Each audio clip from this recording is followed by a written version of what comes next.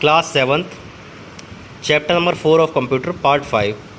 Next topic is analyzing data with pivot table.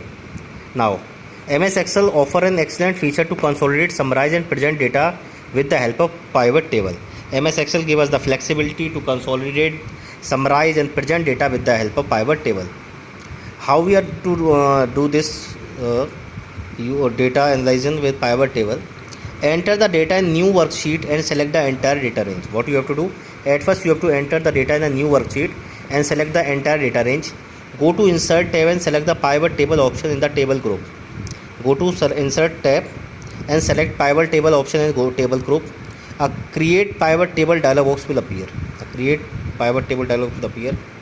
In the table range option, the range is displayed for which has been selected for pivot table.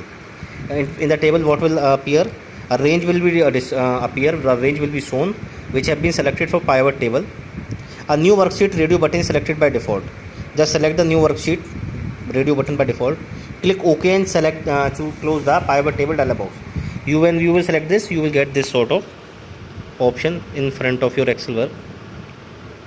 Pivot field list. The pivot table layout is displayed in the new worksheet. On the right of the screen, the pivot field appears. Now see, when you will create for pivot dialog box, this sort of dialog box will come in front of you, which we have to just fill. Click and drag the name field from the choose field to add to the report pane. Drop it into the row level and quadrant as shown in the figure.